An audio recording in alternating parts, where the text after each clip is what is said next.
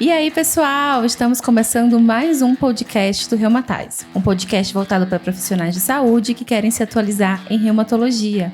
Meu nome é Rívica. Meu nome é Alexandre. Nós temos hoje uma convidada super especial, que é a Cindy, dermatologista pela Unifesp, Escola Paulista de Medicina, e especialização em tricologia pelo Hospital das Clínicas HC. Seja bem-vinda, Cindy. Oi, gente, tudo bom? Oi também para todo mundo que está escutando. Gostaria de agradecer o convite, né? Gostaria de agradecer a Rívica, ao Alexandre, ao Pedro, por chamarem aqui para falar sobre alopecia, né? Em pacientes reumatológicos. E eu gostaria de aproveitar para dar um oi, um abraço para os meus amigos que foram residentes comigo na época do meu R1, R2, principalmente ao meu grupo, né? Que é a Vanessa, a Bárbara, o Vini, o Léo e o Luciano. E o Léo, principalmente agora que fez reumatologia, né? Foi pro lado da reumato. Pois é, Léo. Oi, Léo. O Léo que hoje gostaria de estar no BBB, né? Mas tá aí como reumatologista. Verdade. E é isso aí. Como a Cindy falou, o assunto de hoje é alopécia. Um tema que é extremamente... Uma queixa que é extremamente comum, né, dos pacientes, que é a queda de cabelo. Uhum. E hoje a gente vai puxar a sardinha mais pro lado das doenças autoimunes, mas a gente quer trazer também alguns diagnósticos diferenciais. E a gente vai começar, né, pela definição, né? O que é alopécia? Alopécia, a gente fala que é perda de cabelo. É muito comum... tanto com o médico quanto os pacientes, eles falam que eu tenho alopecia. Eles acham que a alopecia é o diagnóstico, mas não é. É simplesmente o termo que tá falando, queda de cabelo. Então é legal até para os reumatologistas, para clínico em geral, saberem, conscientizar o paciente e falar, olha, tem nome e sobrenome. Quando você for falar, né, quando alguém te falar que você tem alopecia, é legal você falar, é alopecia areata, é alopecia androgenética, e ensinar isso para ele, tá? É que nem artrite, né? O paciente chega falando, eu tenho artrite. Artrite qual, né? É muito genérico, assim, só só falar alopécia, né? Uhum. E esse paciente realmente vem pra todo mundo. Pra todo mundo, no final da consulta, às vezes vem, eu tô com queda de cabelo. Às vezes você já fez toda a receita, você já tá mandando o paciente já, olha, vai pra tal lugar, tal, fazer exames, no retorno, aí eu tô com queda de cabelo. Isso na dermato é muito comum, tanto é que é por isso que eu fiz tricologia, porque todos os pacientes queixam de alguma coisa do cabelo. Né? E na reumato, acho que isso também deve ser bem presente. E né? é uma queixa que, assim, quase 100% dos pacientes, se a gente perguntar ativamente, o seu cabelo tá caindo, a maioria vai dizer que sim ou que já caiu em algum momento, né? A gente tem até medo de perguntar ativamente. Exato. Não, perguntar de queda de cabelo eu tenho até preguiça de perguntar, porque eu sempre sei que a resposta vai ser sim. Sempre vai ser sim. E esse tema é muito importante, né? Porque uma coisa que a gente tem muito dúvida como reumatologista é, será que isso realmente é da doença? Uhum. Será que isso tem uma doença secundária, ou seja, é uma coincidência, né? O paciente ele pode ter uma outra causa de queda de cabelo, não necessariamente sendo da doença. E se é da doença, quais são os tipos de queda de cabelo também secundária à doença? Ou será que é secundário ao medicamento? E é por isso que a gente trouxe esse tema, porque é muito relevante para a gente na reumatologia, a gente saber avaliar a queda de cabelo, né? É muito importante isso. E quando a gente também vai se preocupar, né? Quando que a gente precisa levar em consideração essa queixa, né? Que é algo que realmente é relevante, que precisa ser investigado. Ou que pode ser só uma preocupação estética, por exemplo, né? Que o cabelo tá quebrando um pouco mais, o paciente tá usando mais química, né? Como que eu, por exemplo, já perguntei se meu cabelo está caindo a mais ou a menos hoje para a Cindy. Já fizemos uma consulta aqui. Bom, então quando o paciente chega com essa queixa de queda de cabelo durante a consulta, seja ela ativa, né? Ou o que a gente precisa perguntar são aquelas coisas comuns, né? Quanto tempo que tem essa queda de cabelo? Tem história familiar, né? E investigar sobre desencadeantes. Depois a gente vai falar um pouco mais sobre flúvio, mas é interessante saber quais remédios que o paciente usa, problemas de saúde, isso que a gente já saberia, né, numa anamnese normal. Perguntar sobre se teve Covid, se teve alguma doença febril. Geralmente em torno de, eu já gosto de falar uns 3, 4 meses antes de começar a queda de cabelo, perguntar sobre isso, né? Então, nesse período, não só quando começa, né? Muitas vezes a gente esquece que tem os meses antes. Eu gosto de perguntar isso. E claro, igual a Rívica falou, sobre se isso daí realmente é uma queda de cabelo ou tá quebrando o cabelo. É normal cair 150 fios por dia. E a gente repara quando? Quando a gente toma banho, quando tá escovando o cabelo. Porque o cabelo, quando ele desgruda assim do couro cabeludo, por estática vai ficar grudado no resto dos cabelos. A gente só percebe quando manuseia, né? Quando manipula o cabelo, que ele tá caindo. E aí tem gente que lava o cabelo uma vez por semana, né? Sei lá. Uma vez por semana. Então vai cair, dos 7 dias, vai cair naquele dia que ele tá tomando banho. Ou o cabelo fica preso toda hora. Então a percepção é de uma queda exagerada e muitas vezes não tem. Então primeiro tem que saber o que é o normal. Então 150 fios por dia. Se a pessoa lava o cabelo um dia sim, um dia não, é esperado que no dia que vai lavar caia um pouquinho mais, né?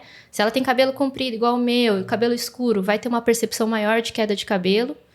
E ver se esse cabelo que tá caindo é aquele cabelo igual o paciente costuma falar, cai da raiz. Se ele cai da raiz, realmente tá tendo uma queda de cabelo. Ou ele tá quebrando, né? Se a pessoa faz muita química no cabelo, pode estar simplesmente quebrando e não é uma queda, uma doença mesmo do couro cabeludo. E o que eu posso fazer assim no exame físico não armado, assim? No exame físico, eu como clínico, o que eu posso fazer para avaliação dessa queda de cabelo? O paciente vai dizer assim, ok, 150 fios, mas eu não vou sair contando. Exato, mas sabe que tem paciente que chega com um saquinho com cabelo, com foto do ralo cheio de cabelo. Todos chegam assim, uma planilha do Excel, né? Ele tem uma planilha do Excel. Mas a gente tem, assim, uma escala visual de pegando esse cabelo que caiu do chão, fazendo assim com a mão um nozinho, juntando esse cabelo, uma escala visual de perda de quantos fios, só que isso também não é muito bom, porque tem gente que tem o cabelo comprido, e aí vai ter mais cabelos naquele bolinho, né? Mas eu costumo falar assim, se o paciente está percebendo que realmente está caindo cabelo, que piorou, é porque às vezes realmente está caindo. Porque tem um normal, que todo mundo sabe que é o normal de cair o cabelo, né? Bom, e no exame físico o que eu gosto de ver é, primeiro, ver se são áreas de falhas ou se é uma queda difusa, né? Tá realmente falhando algumas áreas, uma área que tá pelada de cabelos. Quando você puxa esse cabelo, realmente tá caindo, né? Que a gente chama de pull test, o teste de tração leve. Puxa um pouquinho desse cabelo, né? Não tem um número fixo, mas é mais ou menos, 10% do que você pegar tá caindo. Mais do que isso, é alterado. Então, avaliar também no exame físico, não pode esquecer, sobrancelhas, cílios e pelos corporais. Porque tem muita queda de cabelo, como líquen plano pilar, por exemplo, ou até alopecia areata, que você tem perdas de pelos de cílios, sobrancelhas. Muitas vezes o paciente está lá com micropigmentação e você nem notou. Então, é muito comum ter isso. Até no exame físico dermatológico, pacientes com líquen plano pilar, eles vão ter alterações na pele, vão ter pápulas na fronte, vão ter áreas mais atróficas que eu consigo ver melhor, os vasos, né, por transparência na pele, vai ter um melasma que na verdade não é um melasma, tá? Então, mas o que você pode observar mais é perguntar e ver esses pelos faciais, área de barba também, se tem áreas de falhas, pelos corporais, axila, região genital, perguntar ativamente, né? Que o paciente não vai falar. Se perdeu o pelo do braço da perna, eles estão agradecendo, na verdade, né? E de uma forma geral, na população, tirando os pacientes com doença autoimune, né? Não só falando desse grupo selecionado, mas na população geral, qual que é a principal causa de queda de cabelo? As principais causas de queda de cabelo são o eflúvio telógeno, porque você tem um desencadeante, é muito comum, depois a gente vai falar dos desencadeantes, vocês vão ver que realmente é super fácil de ter uma queda de cabelo, e a alopecia androgenética, né, que é a calvície. Então, esses dois disparados são os mais comuns. Tá, perfeito. E se a gente pudesse, assim, né, classificar? Então, a gente falou da avaliação inicial, né? A gente vai avaliar esse paciente na anamnese, no exame físico. E depois do ponto de vista de classificação de alopecia. A gente consegue classificar? Tem algum tipo certinho? Sim. A classificação mais usada na dermatologia é dividida em alopécias cicatriciais e não cicatriciais. Ou seja, são aquelas lá que cai o cabelo, não vai nascer de novo, porque o folículo morreu, né? E os que vão nascer de novo. Dentre os principais exemplos das não cicatriciais, a gente tem a própria alopecia androgenética e o eflúvio telógeno. Nas cicatriciais, o grande exemplo é o lúpus discoide, né? Uhum. Na dermato, a gente já classifica um pouquinho mais a fundo, assim, que é pelo pela característica da infiltração, do infiltrado inflamatório na biópsia, tá? Mas isso já é muito detalhe. Mas tem esses tipos de cicatricial e não cicatricial que já basta pra gente já ter um diagnóstico, uma conduta. Tá. Mas então, dentro da reumatologia, quais são as doenças que mais causam queda de cabelo? Olha, dentro da reumatologia, a gente tem algumas doenças que estão causando realmente uma alopécia. Tem doenças que causam lesões de pele associadas à queda de cabelo. Ou eu coloquei também, por exemplo, a alopecia areata, que seria uma doença associada, né, por ser de causa autoimune. Então, falando um pouco de algumas doenças, a gente tem, por exemplo, a psoríase. Então, a psoríase, vocês sabem muito mais do que eu, né? A psoríase pode causar as mesmas lesões cutâneas no couro cabeludo, afinal é tudo pele, né? Então, aquelas placas, eritemato descamativas, tudo no couro cabeludo, que até em casos leves são difíceis de diferenciar de um quadro de uma dermatite seborreica mais grave, por exemplo. Por isso que a gente tem o termo seborríase, que já engloba esse espectro das duas, né? E o tratamento é um pouco complicado porque muita gente não vai usar os produtos no couro cabeludo, porque o cabelo vai ficar ruim, né? E é a mesma coisa do que a gente usa na pele. Então, casos mais leves são corticoides tópicos e são corticoides potentes, como dipropionato de betametasona, clobetasol, né? Tanto em forma de loção ou shampoo. Eles podem estar associados com calcipotriol, ou pode ser associado com ácido salicílico, que é um potente queratolítico, né? Naqueles casos, sabe, de umas placas mais espessas. E, claro, tem os tratamentos orais. Aí já inclui, vocês já sabem, metotrexate, né? Inclusive até imunobiológicos. Então, na psoríase é um pouco mais tranquilo, né? Mas qualquer inflamação no couro cabeludo, inclusive dermatite seborreica ou psoríase, pode levar a queda de cabelo. Então, pode ser no paciente com psoríase, pode ser simplesmente a psoríase mesmo, tá? Ou uma dermatite seborreica associada. Falando um pouco de dermatomiosite. Dermatomiosite, na alopécia, é pouco estudada. Mas você tem, caracteristicamente, placas com poiquilodermia. Poiquilodermia que é uma lesão muito pruriginosa. Inclusive, esse prurido é bem refratário aos tratamentos. Aí, só lembrando que a poiquilodermia, né, porque muita gente não sabe, é uma tríade, né, de hiperpigmentação, atrofia cutânea e telangiectasias. Então, quando a gente olha o couro cabeludo do paciente, mesmo a olho nu, mas principalmente com dermatoscópio, a gente consegue ver aqueles vasos mais ectasiados, mais alargados. Isso chama muito atenção. E muito prurido, e como ele pode ter descamação, pode fazer um diagnóstico diferencial com a psoríase, com a dermatite seborreica, tá? Que mais que a gente tem? Tem a alopecia areata, né? Que a gente falou. Então, a alopecia areata, ela é uma doença autoimune, né? Você tem a perda do privilégio imune. Lembra que a gente falava, tem lugar que tem privilégio imune? O folículo é um deles. Então, por algum motivo, você tem a perda desse privilégio imune e você tem um ataque mediado por células T. E aí, é interessante de lembrar, tudo tem uma doença associada, né? Tudo autoimune tem uma doença autoimune associada. Mas aqui, na alopecia areata, é mais endocrinopatias ou tiroidopatias do que realmente lúpus ou alguma doença reumatológica. Tem uma corte uma corte chinesa. Que eles pegaram os pacientes com alopecia areata e fizeram uma corte retrospectiva. E eles viram que tem um aumento do risco de lúpus. O paciente, eu acho que era um aumento 2 ou 3 vezes da população em geral. Era muito significante. Então já vou até fazer uma correção do que eu falei lá, né? Então pode estar associado às endocrinopatias, tiroidopatias. Ao lúpus. E ao lúpus, sim. E ao lúpus. Fazer aquela correção que eu tinha falado, no lúpus nem tanto, né?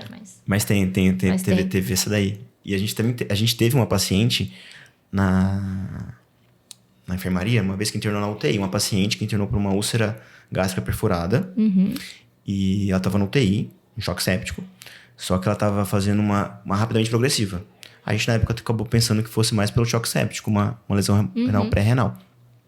Mas após a reversão do choque, ela persistia com piora da função renal. E tinha um sedimento não era ativo. Então, o pessoal começou a pensar em nefrite. Será que ela tem uma rapidamente progressiva? E quando a gente foi avaliar, ela tinha uma alopecia areata universalis. Ela não tinha nenhum fio de cabelo. E depois a gente foi avaliando, ela era um lúpus mesmo. Olha só. Essa paciente é marcante. É marcante, porque ela não tinha nada. Ela não tem nada, Tinha né? nada, ela era careca, não tinha nada. Não tem nada. E ela usava anti-inflamatório de repetição porque ela tinha artralgia. E por isso que ela fez a úlcera. Olha só, tudo se encaixa, né? Lembrando que o paciente com alopecia areata tem pitting, né? Mas é um pitting diferente do da psoríase. Aqui o pitting ele é regular. O da psoríase é totalmente irregular, né? E o tratamento aí já vai uma coisa mais específica. Mas inclui corticoide tópico, infiltração com corticoide oral, né? 1 milhão de outras coisas. E na alopecia areata, o que vai me fazer pensar, examinando, são aquelas áreas mais focais de Isso, alopecia. esse é o clássico. Esse é o quadro clássico que a gente viu, inclusive tinha aquele ex-BBB que apareceu. Sempre aparece algum famoso com falhas no couro cabeludo e pensando em estresse, né? Então tem algum desencadeante e surgem áreas de falha. Mas esse é o quadro clássico. A gente tem, além da alopecia areata em placas, a gente tem a alopecia areata difusa, que imita muito bem uma alopecia androgenética. A gente tem a alopecia areata ofiásica, que ela pega a região occipital, as laterais da cabeça, né? Então, meio que vai pegando pelas bordas. A gente tem a alopecia areata total, que você perde todo o couro cabeludo, né? Todo o cabelo do couro cabeludo. Você tem a alopecia universal, que é todos os pelos corporais. Fica sem cílios, sem nada. Pelos genitais também não, perde. E, claro, tem uma incógnita também que chama, né? A alopecia areata incógnita. Mas são vários tipos que muita gente não conhece. A gente só lembra mais dessa em placas, que é a mais comum. Uma coisa legal de lembrar é que a maioria, acho que 60%, se eu não me engano, tem uma remissão espontânea nos primeiros anos. Então, é muito bom. Só que você não tem uma cura da doença. É igual às doenças reumatológicas. Você tem uma doença que é em crises. As crises têm remissão espontânea na maioria das vezes, ou precisa de algum tratamento. Mas a doença em si você não curou. O paciente muitas vezes chega e fala, não, eu tive quando era lá na infância, mas curou, nunca mais tive. Sim, mas você pode ter. Pode ter agora quando adulto, ainda pode ter. Entendi. E aí vale a pena tratar? Ou depende se vier outra crise? Não, é legal tratar. É legal tratar sim, porque tem casos a gente não sabe qual. O curso é totalmente indeterminado, imprevisível. A gente não sabe se aquela alopecia areata vai evoluir para uma total, para uma universal. Então, é legal sim tratar. Entendi. Tá. A gente agora, assim, vai falar focado no lúpus, né? Que é o que a gente mais pensa dentro da reumatologia como uma doença que causa alopécia, né? Em relação ao lúpus, a gente tem vários tipos de alopécia. Quais são esses tipos? Quando a gente fala de alopecia no lúpus, a gente basicamente está falando muito parecido do que a gente falou na alopecia no geral, né? A gente vai falar da alopecia cicatricial e da alopecia não cicatricial, né? Aquelas mais específicas, assim, né? Que a gente acaba lembrando muito quando a gente fala de lúpus, é daquele quadro difuso, né? Da alopecia não cicatricial e difusa do lúpus. Bom, no lúpus, vocês sabem mais do que eu, a gente tem uma grande importância na alopecia, tanto para os critérios de diagnósticos... Classificatórios. Quanto para... Critérios classificatórios. É porque, assim... Classificatórios. São poucas as doenças da reumatologia que têm critérios diagnósticos. E a grande maioria são critérios classificatórios, que a gente usa mais para estudo. Mas, né, é importante que a gente saiba, até para colocar o paciente, uniformizar mais os pacientes, e para quem não é da área também, Sim, poder entender no contexto geral. Mas ele entra dentro do critério classificatório. Isso, então, tá? Tanto do critério classificatório quanto também de atividade da doença, né? No Isso. SLEDAI também está incluso, né? O critério de alopécia. Bom, então nos critérios do SLIC é alopécia difusa não cicatricial. Mas no SLEDAI, ali eles não colocam nada, só colocou alopécia em placas, né? Em PETs ou difusa, tá? Não está especificado.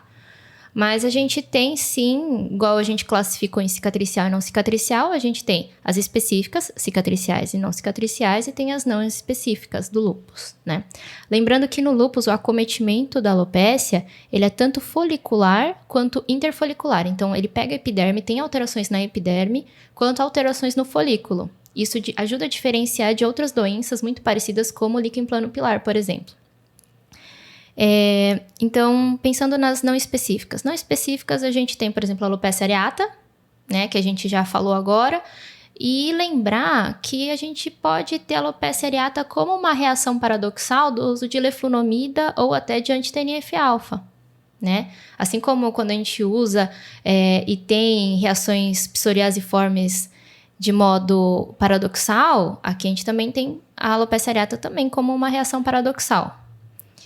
Além da alopecia areata, a gente tem eflúvio, né? Então, o eflúvio, a gente tem eflúvio anágeno, tem eflúvio telógeno. Eflúvio telógeno agudo, que é o mais comum, você tem alguma coisa, algum desencadeante mexe no relógio, no ciclo capilar.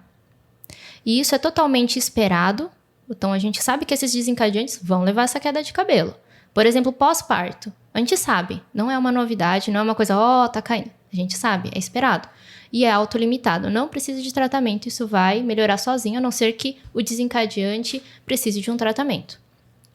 Então, alguns dos desencadeantes mais comuns, doenças febris, dengue, incluindo Covid, mas Covid a gente tem evidências mais recentes mostrando que tem partícula viral dentro do cabelo. Então, é muito mais do que só um eflúvio. Por isso que dura bastante, começa mais cedo.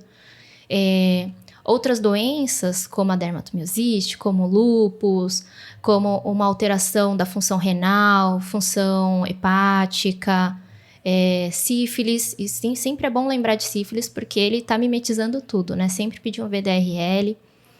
Além dessas doenças, a gente tem também parada de anticoncepcional, pós-parto por conta dessa queda súbita dos hormônios femininos. A gente tem o estresse, tanto o estresse cirúrgico, como um sangramento intenso, como um próprio estresse psicológico muito intenso, também entram como causas desse eflúvio.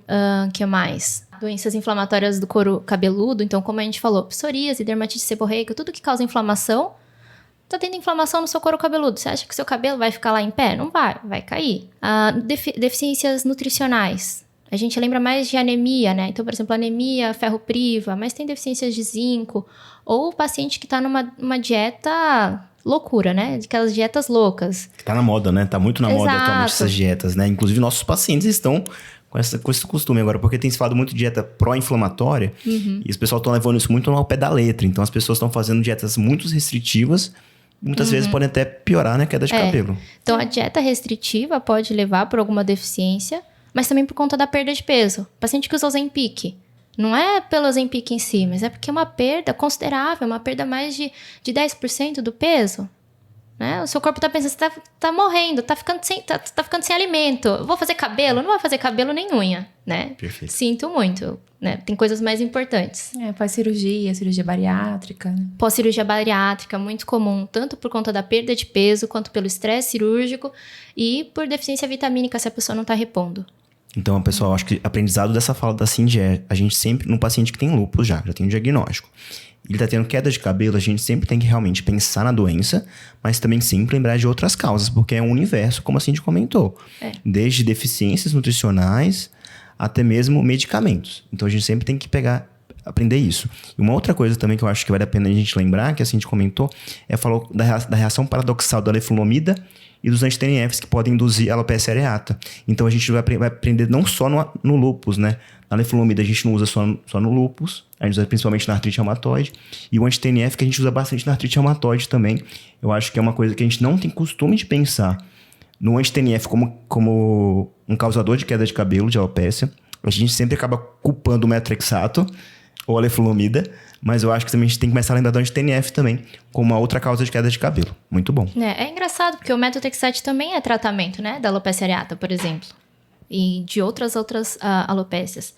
De remédio, o que a gente tem também que causa eflúvio telógeno, tem os antitiroidianos, anticonvulsivantes, tem beta-bloqueadores, captopril, tem a colchicina, né? Que seria mais para vocês, assim. Tem anticoagulantes, tem interferon. Na verdade, assim, é uma lista gigante. Sim. Então, todos os remédios potencialmente podem levar a alguma alteração no cabelo. Tem a ciclofosfamida também que a gente usa. E tem alguma outra... Você chegou a ler alguma coisa sobre corticoide? De corticoide? Causando queda de cabelo? Causando queda de cabelo, não vi. A gente usa muito nos tratamentos, né? Eu vi isso em uma lista aí, mas eu fiquei assim, meio... mas na medicina... Meio com o pé atrás, né? O pessoal gosta de... Nem sempre, nem nunca, né? Fazer relato de caso de tudo, hidroxicloroquina. Hidroxicloroquina a gente usa muito como tratamento também. Isso porque tem uma pessoa aí, o ChatGPT, que colocou na lista e eu falei, cara, isso tá errado. Ele falou assim, ele pediu desculpas. Aí ele falou, desculpa, realmente isso é controverso. A gente tá falando que fala de evidências, não de achismos, né? Exatamente. Mas aí uma dúvida assim, que a gente tem também no dia a dia, por exemplo, o paciente, vamos lá, com artrite reumatoide, tá usando metotrexato, e aí já tá usando o metotrexato há um ano, 2 anos, e aí começa com queda de cabelo. Eu posso culpar o metotrexato por isso, já que ele já vinha tão bem, não tinha essa queixa e agora que começou a ter? Olha, eu acho que primeiro a gente tem que descartar tudo aquilo que a gente conversou já. né? Primeiro tem que classificar, essa queda é uma queda difusa ou em placas? Aí pensando em difuso, se a gente tentar falar que é um eflúvio telógeno, vamos ver todas as outras causas antes, né? Porque provavelmente esse paciente às vezes perdeu peso, às vezes passou por um estresse, ou ficou internado, sabe? Então, toda vez você acha alguma coisa. Essa classificação, tá, pessoal, do tipo da lesão, né, do tipo da alopécia no lúpus, se é uma alopécia específica ou não específica do lúpus, ela foi criada, foi baseada de acordo com os achados da biópsia, de acordo com os achados histológicos, e varia bastante de acordo com o autor e com a referência. Então, assim, no paciente que já vem usando medicamento há muito tempo, ele começou a ter queda de cabelo agora, é bom a gente sempre olhar outras causas, né, antes de a gente querer culpar o remédio. Principalmente na artrite reumatoide, como a gente está comentando, porque o metrexato é um remédio Exato. Que é um pilar no tratamento, né? Ele é muito importante. Eu acho que sempre a gente tem que descartar tudo antes de culpar o remédio e tirar esse remédio que está fazendo tão bem para esse paciente. Né? É isso mesmo. E voltando agora, a gente voltando no lúpus, né? A gente tava falando os tipos, exato. os tipos de lúpus. A gente falou das partes não específicas, né? Do lúpus, que você comentou. Isso. Que você falou da alopecia androgenética, do eflúvio telógeno, eflúvio anágeno, tem a alopecia areata. Tá. Então, a gente não, na verdade, não falou sobre a alopecia androgenética, mas é a calvície que todo mundo conhece. Então, vê se o paciente tem uma história familiar, vê se o padrão é igual ao de alopecia androgenética. No homem, é aquele padrão de entradas e também acometer a região do vértice. E depois essa área junta essas duas áreas, né? Na mulher, o padrão de alopecia androgenética já é diferente. Ela não vai fazer entradas. Quem faz entradas na mulher é o eflúvio. Então, na mulher, a gente vê a calvície, na linha média, vai começando a ver mais o couro cabeludo. Então, essa linha média vai se afastando, digamos assim, né? Mas você vai ver isso mais pela história familiar. E isso é muito mais fácil da gente identificar do que outras quedas de cabelo, né? Então, também é muito mais fácil de tratar. Então, das específicas de lúpus, a gente tem as cicatriciais e as não cicatriciais. Das não cicatriciais, a gente tem a alopécia difusa, tem a alopécia em placas do lúpus, né? Essas duas são alopécias relacionadas à atividade da doença e o tratamento é tratar o lúpus. Então, no difuso, você tem um afinamento do cabelo, assim, né? Então, ele mimetiza uma alopécia androgenética. Então, o cabelo não fica peladinho, né? Você tem uma rarefação desse cabelo. Assim como em placas, você também tem uma rarefação em algumas áreas, também não chega a ficar pelado, mas faz um diagnóstico diferencial, então com a alopecia areata, que é mais característico de dar essas falhas. E acredita-se que essa rarefação ocorra por uma vasculite local, tá? Mas o tratamento é o mesmo do tratamento do lúpus. Antigamente a gente achava muito que essa alopécia difusa, né, era muito parecida com o eflúvio, né? Mas hoje em dia isso tem mudado um pouquinho esse conceito, porque quando fazem biópsia, demonstram que tem depósito com imunofluorescência positiva, né? Tem imunocomplexo ali local. É uma lesão mesmo, uma lesão direta, né? Lesão específica do lúpus, não é só um eflúvio, né? O eflúvio ele pode estar associado, mas não é só isso. Na alopécia difusa, né? Isso, então nos artigos essa alopécia ela tá como exclusiva do lúpus, porque na biópsia você vê como uma biópsia de lúpus mesmo. E a gente tem o lúpus hair. Então o lúpus hair, ele é bem comum. Você tem um cabelo que é mais curto, mais quebradiço, mais seco, mais sem brilho, na linha anterior do couro cabeludo. Ele é comum, mas ele também é muito persistente. Quando você trata o lúpus, pode ser que ainda permaneça esse cabelo desse jeito. E o cabelo também fica mais crespo também, é isso?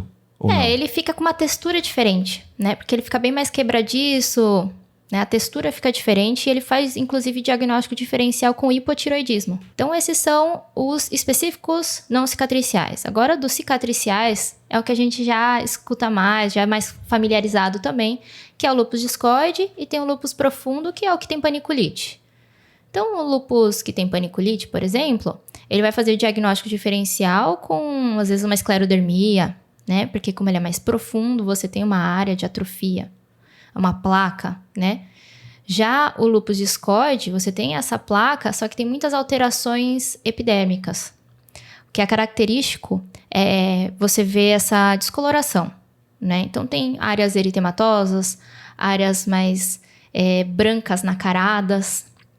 E quando a gente olha no maior aumento, né? Isso vocês não vão conseguir ver, né? Mas com o dermatoscópio, eu consigo ver uns plugs, que a gente chama de rolhas córneas, bem característicos, ver vários vasinhos, essas telangiectasias, e pode ver red dots. Os pontos vermelhos nada mais são do que vasos ao redor do folículo. Então, é interessante falar que o paciente que tem esses red dots, ele tem grande chance de repilar.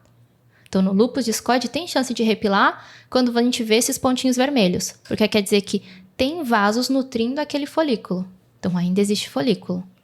Só que quando a gente já vê mais atrofia, mais pontos brancos, que daí é cicatriz mesmo, aí já tá num quadro mais crônico, né? Não tem essa chance de repilar. E o interessante do lúpus discoide é que a gente não pode encarar ele simplesmente como uma lesão relativamente benigna, porque deixa muita cicatriz. Sim. Né? E algo que é irreversível após a instituição da cicatriz, né? Então, você vai começar a tratar, você vai conseguir só inibir a progressão. Exato. Então, na suspeita, você está avaliando, já encaminha para o dermato, para ele acompanhar de perto, faz a biópsia, já inicia o tratamento se você tiver certeza do diagnóstico, se tiver na dúvida, faz a biópsia. Porque também tem outras lesões que podem ser bem parecidas, né? Isso. De diagnóstico diferencial, o principal, a gente tem o líquen plano pilar, que eu citei.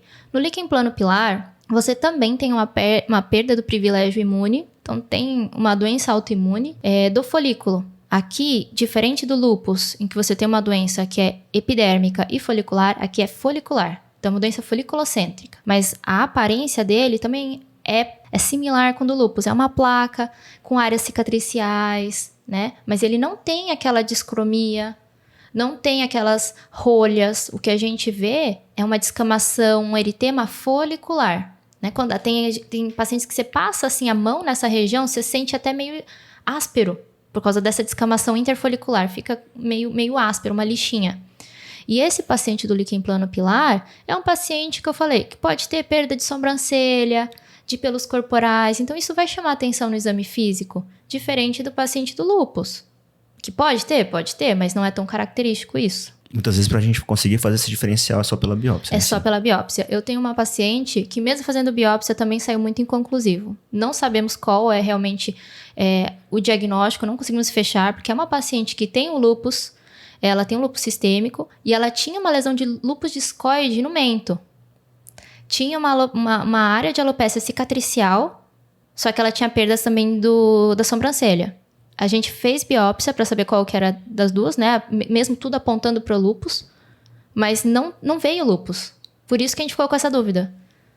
Mas o bom é que o tratamento é muito parecido. Então, no tratamento do líquen plano pilar, a gente também usa corticoides tópicos, também usa hidroxicloroquina. Então, nessa paciente, mesmo a gente não sabendo o diagnóstico, pelo menos a gente estava tratando. Então, às vezes o paciente seu, ele já está tratando da alopécia, mesmo sem saber. Né? Porque vocês já estão usando hidroxicloroquina para esse paciente. Claro que no líquen plano pilar a gente também usa, às vezes, doxiciclina, tem outros remédios diferentes. E também podemos fazer corticoide intralesional, tá? Então, no tratamento do lúpus discoide, em casos mais leves, a gente faz coisas locais. Podemos fazer corticoide tópico, corticoide potente, né? Às vezes um clobetasol, por exemplo. E a gente usa o corticoide intralesional, vai fazer a infiltração. Um adendo do corticoide tópico é que a gente não gosta de deixar a pessoa usando, por exemplo, o clobetasol ad eternum. Porque qualquer corticoide, principalmente os mais potentes ou os fluorados, eles têm um alto poder de atrofia da pele. E o paciente vai usando porque ele acha, é pomadinha, não tem nenhum problema, vai usando. Aí depois acha alguma outra coisa no rosto, vai passando no rosto, né? Então, sempre orientar isso para ele usar por tempo limitado. A gente costuma falar, olha, faz em pausas. Usa de segunda a sexta-feira, sábado, domingo, final de semana, não precisa usar. Então, fazer com pausas, isso já diminui o risco. Orientar ele que, no caso, às vezes, de uma lesão de alopécia, a gente usa o corticoide tópico só se ele tiver sintomas. Se estiver coçando, se ele tá vendo que tá vermelho, se tá crescendo, né? Quanto à infiltração. A gente tem que lembrar que no mercado a gente tem o Triancil. Né? O Triancil é o hexacetonido de triancinolona. Mas o que é de preferência é usar o acetonido mesmo, que é o Oftac ou o Kenalog, mas esses são muito mais difíceis de achar. Eles têm menor poder de atrofia. Mas no nosso caso, então, a gente usa o Triancil normal, que é mais fácil de achar. E para usar, quando você compra o Triancil, ele tem uma concentração de 20 mg por ml. A gente vai fazer essa concentração para lúpus no máximo de 5. No máximo. Mas eu nunca começo com 5 também. Eu começo com metade disso, 2,5. Então, para 5 seria o quê? Uma diluição de 1 para 4. Então, você faz a diluição, gosto de fazer a diluição com soro. Tem gente que faz, às vezes, com lidocaína, mas eu não gosto, porque tem uma história de poder ter precipitação, sabe? Então, eu não gosto, eu faço com soro, mas sempre tem que ficar chacoalhando lá na seringuinha, quando você demora muito para usar, né? Para misturar novamente esse produto. E é legal fazer infiltração nas áreas que tem atividade. Então, muitas vezes, elas são as bordas, né? As bordas, você não vai fazer numa área que já está cicatricial. Então, faz nessas áreas que, quando a gente vê no dermatoscópio, tem esses sinais de atividades, esses pontos vermelhos, essas rolhas. Faz. Assim, eu gosto de fazer, geralmente, 0,05 ml por ponto. Bem distanciado, distância de 1 centímetro, né? Para não colocar muito e depois ter atrofia, ficar com um buraquinho ali, né? E no exame físico, muitas vezes, então, a gente nem consegue ver essas áreas vermelhinhas que a gente vê no dermatoscópio. Eu falo isso porque, assim, às vezes a gente tá olhando lá e parece que tá tudo só... Tudo atrófico, né? Atrófico. E talvez a gente esteja deixando de tratar. Exato. De repente, poderia ter uma repilação. Né? Então, é legal sim caminhar, porque a gente vê com o dermatoscópio coisas, assim, minúsculas. Isso é o folículo, entende? Então, esses pontinhos, esses vasinhos ao redor do folículo tem chance de repilar, sim. Aí a gente faz a infiltração. Lembra que infiltração também a gente faz com um intervalo de 6 semanas, entre elas, no mínimo 4 a 6 semanas. Se faz mais do que isso, uma quantidade, uma concentração alta, uma quantidade alta por sessão, sessões muito próximas, você tem um maior risco de atrofia. O paciente já está com uma atrofia. Você vai lá tratar e vai fazer mais atrofia, né? Então é super chato isso. E claro, quando são casos mais moderados ou graves, a gente usa remédios orais. Então, isso que geralmente a gente sempre põe, uma hidroxicloroquina. E o paciente também sempre já está usando hidroxicloroquina por parte de vocês, né? A gente gosta de colocar também na dose de 5 mg quilo por dia, né? Igual vocês usam. É essa dose ainda, né? Para reumato. Em alguns casos mais refratários, às vezes põe metotrexate, né? Mas a principal, a gente ainda continua usando os tópicos. Mesmo usando os remédios orais, a gente ainda faz aplicação, dependendo do paciente. E sim, a gente tem mais alguma outra lesão assim que a gente tem que ficar com o pé atrás? No diagnóstico diferencial do lúpus discoide, né? Aquele lúpus discoide que tá tendo bastante sangramento, tá descascando bastante, que não tá melhorando, tem alguma mais assim que a gente tem que lembrar? Olha, como é uma cicatriz, né? É uma atrofia, sempre se tiver alguma área ali que não tá cicatrizando, que tá machucando, a gente tem que pensar, claro, em algum diagnóstico diferencial pensando em neoplasia, que é uma cicatriz, né? Mas, de modo geral, se não tiver uma área sangrando, se tiver só lesão de lúpus discoide, num quadro inicial ele pode ter descamação também. Então, pode entrar psoríase, dermatite seborreica, como tem atrofia também entre esclerodermia. Mas o principal mesmo é líquen plano-pilar e doenças desse espectro, né, de alopécias linfocíticas. E só lembrando assim, né, pessoal, a gente tá falando de um paciente, nesse contexto que a gente tá conversando, de um paciente que já tem um diagnóstico de lúpus sistêmico, que a gente tá conversando. Porque a gente sabe que a maior parte dos pacientes com lúpus discoide não tem doença sistêmica, né? É a minoria dos pacientes. Mas a gente está tentando trazer realmente para o diagnóstico diferencial dos nossos pacientes com lúpus que se apresentam com alopécia. Na verdade, eu queria entrar um pouco dentro das terapias não imunossupressoras, porque a gente acaba vendo no dia a dia paciente que já vem com prescrição, por exemplo, de suplementos. Sim. Né? Prescrição de minoxidil, por exemplo, até... isso é bem interessante. Dentro do tratamento de alopécia secundária ao lúpus mesmo, né? O quanto que isso vai auxiliar no tratamento? Será que vale a pena ou não? Olha, polivitamínicos, né? Esses gummy hair da vida, eles não têm evidência. Não têm evidência e eu acho que elas são muito caras para o paciente que já está comprando um monte de remédio, gastar esse dinheiro com uma coisa que não tem evidência. Se o paciente não tem comprovada uma deficiência vitamínica, não tem por que repor vitaminas. A gente sabe que se não tem deficiência, aquilo tudo está saindo pelo xixi, né? Então, eu não costumo prescrever vitaminas ou falar para o paciente usar qualquer reposição de vitaminas se ele não tem uma deficiência. Então, na primeira consulta, se o paciente está com queixa de queda de cabelo, eu costumo pedir exames de sangue. Mas também não sou aquela que vai pedir 1 milhão de vitaminas. Eu gosto de pedir os que a gente realmente tem evidência. Que é o quê? É vitamina D, né? É ferro, ferritina, junto com o VHS ou PCR, para ver se essa ferritina não está falsamente aumentada para a gente. Gosto de pedir, se o paciente é vegano ou vegetariano, se consome pouca carne e tudo, aí eu gosto de pedir, por exemplo, uma vitamina B12, um ácido fólico, senão eu também não peço. Mas é só isso que eu peço de vitaminas. TSH também? Sim. E daí a gente pede função tireoidiana, função renal, hepática, que são todas aquelas outras causas que a gente viu de eflúvio, né? Mas de parte de vitaminas, eu só peço isso. Não costumo prescrever reposição de vitamina, a não ser que tenha uma deficiência. E quanto a minoxidil? O minoxidil, ele não é uma vitamina, né? Então, ele realmente é um remédio, que é engraçado que ele foi descoberto para tratar a hipertensão, né? Em doses 10 vezes maiores do que a gente usa hoje em dia, né? Então, ele é um remédio, se você mandar manipular para tomar, ele tem seus efeitos colaterais como retenção hídrica, né? Então, a pessoa vai ter um edema de membros inferiores, pode ter alguma... Eu já vi paciente que teve derrame, né? Derrame pleural, em uso de minoxidil mesmo em doses baixas. Então, é um remédio que você tem que tomar cuidado. Eu gosto de mandar sempre para uma avaliação cardiológica e eu peço os exames para ver função renal, pelo menos desse paciente. Mas tem um minoxidil tópico, que a gente compra em farmácia já pronto, 5%. Ele é bom porque ele está estimulando crescer o cabelo, tá? Então, nesses pacientes, ele não está tratando nada, não está fazendo nenhum tratamento. O que ele está fazendo é estimular o crescimento, de repente, nessas áreas que não foram afetadas, porque se está cicatricial, não vai crescer nada, certo?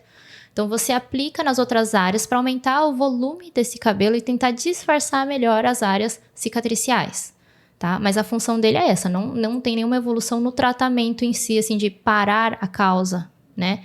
Porque nessas doenças cicatriciais, tem muitas vezes um remédio que é com função anti-inflamatória, como doxiciclina, como a hidroxicloroquina, você associa com sintomáticos, às vezes, que seriam os corticoides tópicos. E aí, você poderia colocar um a mais, que é o minoxidil, para estimular esse crescimento de cabelo nas áreas que não são acometidas, para tentar volumizar melhor, tá? Só que tem que lembrar que o minoxidil, tanto o oral quanto o tópico, ele pode levar ao shedding. O shedding, no primeiro mês, assim, no começo de uso do minoxidil, ele pode piorar a queda de cabelo. Muitas vezes ninguém sabe disso, começa a usar e fala, ih, piorou. E para de usar. E se você para de usar, é pior. Porque você teve o shedding, caiu aquele cabelinho. E você parou de estimular um novo cabelo. Né? Então, se você parar de usar, é pior porque você só fez cair o seu cabelo, né? Mas existe isso. Tanto no começo, quando você usa, quando você para, você pode ter um shedding com minoxidil. Entendi. Mas não haveria, então, também contraindicação de usar num paciente que tem lesão no couro cabeludo? Não teria uma contraindicação com o tópico, né? Com o oral tem aquelas coisas que eu falei, mas com o tópico tem que ver que tem alguns pacientes que têm uma sensibilidade maior ao propileno glicol, que é um dos componentes da maioria dos minoxidil tópico, e aí pode ter como se fosse uma alergia. Então, uma irritação no couro cabeludo. É só esse porém, né? A gente tem na farmácia já produtos sem o propileno glicol, mas a grande maioria não tem nenhuma irritação. Mas pode ser que aquele paciente tenha, e se tiver qualquer inflamação no couro cabeludo, pode levar a uma outra queda de cabelo, né? E essa irritação, né, pelo fato do paciente coçar, ter prurido local, poderia induzir um fenômeno de Koebner, por exemplo, se o paciente já tem uma lesão prévia, uma lesão de... Pensando às vezes, no psoríase também? Poderia sim, né? Porque pensando no fenômeno de Koebner, tudo que machuca, você pode levar a uma lesão nova secundária, esse processo de trauma, né? Então, poderia. Mas eu não acho que seria tão intenso a ponto de causar realmente um machucado e provocar uma lesão. Porque essa aumento de sensibilidade a esses produtos vai ser uma coceira maior, às vezes uma vermelhidão percebida pelo paciente, aí o paciente geralmente já para de usar, né? Não continua usando. Ele próprio já falou, tive alergia a esse produto. Daí, nesse caso, a gente prescreve um outro sem a substância. Isso, pode ser isso, ou simplesmente a gente pode até avaliar se realmente for uma dermatite de contato, pedir um teste de contato, falar, olha, usou esse tal produto, para ver, será que realmente foi o propileno glicol ou foi alguma outra coisa, né, na fórmula. Mas existe sim já sem o propileno glicol, ou tem gente que manda manipular. Eu, pessoalmente, gosto de prescrever o que tá pronto, né, já. Muito mais fácil pro paciente. Só mais um comentário, né, com relação ao parte do tratamento, né? Porque uma coisa que muitas vezes a gente é muito imediatista, né? Então, assim, pensando no paciente com lúpus, com uma alopécia não cicatricial naquela forma mais difusa, o que a gente tem que entender é, após o início do tratamento, não é de imediato que o paciente vai ter um cabelo novo. Claro. Né? Então, o paciente, para ele perceber o aumento de volume, pode demorar até 2 meses, se não me falha a memória, né? O paciente, assim, depois que ele iniciou o tempo de tratamento, né? Então, a gente também tem que ter paciência e alinhar a expectativa com o paciente. Que muitas vezes o paciente, ele chega pra gente, ele retorna, né, com 1 mês de consulta e fala, doutor, meu cabelo ainda tá caindo. A gente é imediatista, né? Exatamente. A gente sempre quer o resultado pra ontem. Ainda mais mulher com questão de cabelo, porque o cabelo representa muito, né? É a moldura do seu rosto, é a sua personalidade. Então, isso acaba com a autoestima da mulher, né? Principalmente, a questão do cabelo. Mas, a gente tem que lembrar que a velocidade de crescimento do fio é de cerca de 1 centímetro por mês. A gente não consegue acelerar essa velocidade, tá? Nada vai acelerar. Então, quando a gente faz um tratamento que estimula a crescer cabelo, vai demorar mês a mês, centímetro a centímetro, para esse cabelo crescer, tá? Então, a gente no ambulatório, a gente via os pacientes a cada 6 meses. Antes disso, não ia ter nenhuma diferença de uma foto para outra, porque a gente avaliava com as fotos, né? Na dermato, principalmente na tricologia, é importante tirar as fotos, porque a gente não vai lembrar. Se melhorou, aumentou 1 centímetro ali na área de alopécia, não lembra. Então, a gente tira foto até da dermatoscopia para ver, olha, hoje tá com bastante sinal de atividade. Daí, quando volta, tá com a mesma área? Tá com a mesma área, porque é uma área atrófica, não vai voltar a ter cabelo naquela região. Mas agora já não tem mais aquele eritema, não tem aquelas sinais de atividade, né, do dermatoscópio. Então, a gente faz esse registro, porque tem muito paciente, principalmente de alopécias cicatriciais lá no ambulatório, que ficava achando que ia melhorar, né? Você tem que alinhar muito bem as expectativas. Você tem que falar, olha, quando é cicatricial, o que já foi, tá? Quando a gente faz o tratamento, é para evitar, igual você falou, que isso aumente. Então, toda vez que o paciente volta na consulta, eu só falo, e aí, como é que tá a área de alopécia? Você acha que piorou ou que está igual? Aí tem muita gente que fala, tá igual. Fala com desânimo. Eu falo, não, mas é esse o resultado que eu quero. Eu quero que continue igual, que quer dizer que a gente estabilizou o quadro. Porque muitas doenças de couro cabeludo, se ele tá estabilizado há muito tempo, às vezes eu posso suspender a medicação. Né? Não vou deixar um remédio via oral por conta do cabelo se ele já está estável. Então, a gente sempre alinha as expectativas com relação ao tempo de resposta, né? Sim. O tempo de... no mínimo, eu gosto de colocar 6 meses. Entre uma foto e outra, um acompanhamento. Mas eu sei que o paciente da reumato, vocês vêm com maior frequência. Né? Então, ele já vai estar ansioso. Falando, olha só, meu cabelo tá igual. Aí você fala, tá igual, tá bom. E a gente fica mais ansioso também. Então, a gente também tem que se tratar. Porque a gente fica querendo resolver, né? Muitas vezes, o problema do paciente. Sim. Se ele tá ansioso, também isso impregna na gente. A gente tem que ficar querendo resolver logo. Mas, enfim, realmente, como você falou, né? Alinhar as nossas expectativas e sempre falar desde o início qual que é a evolução que a gente espera com o tratamento. Sim. E porque o que a gente percebe na prática é isso. O paciente melhora do quadro articular, melhora do rash malar, por exemplo, melhora o laboratório. A gente fala, a senhora tá ótima, viu? Tá em remissão. Aí ela pergunta, mas meu cabelo, doutor, continua caindo. Então. Uma coisa que eu esqueci de falar. Do eflúvio telógeno, a gente falou dos desencadeantes, mas a gente não falou da evolução natural, né? Então, a gente não está falando especificamente de doença reumatológica, qualquer eflúvio telógeno. Você tem um desencadeante depois de 2 a 3 meses que começa a cair o cabelo. Então, a pessoa nem lembra mais qual que é a causa, né? Por isso que eu falei que eu gosto de perguntar sobre esses meses anteriores à queda de cabelo. Então, 2 a 3 meses começa a cair o cabelo. Isso tudo dura uns 4 meses caindo o cabelo. Não tem como a gente encurtar isso, é uns 4 meses caindo o cabelo. E pensa, se o seu cabelo está caindo, mas está nascendo de novo, só acelerou o ciclo. Se ele cai, nasce, não está acumulando cabelo. Então vai ter redução do volume do cabelo. Além disso, como o cabelo dura menos, ele cresce menos, o cabelo está mais curto. Muitas vezes a pessoa fala, olha, o meu cabelo, eu faço rabo de cavalo, tá murcho. Meu cabelo murchou. Tá, mas sabe, não precisa não cortar. É por causa disso.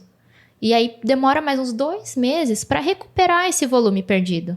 Então, se você olhar no total, são 6 meses desde que começou a queda para melhorar tudo isso.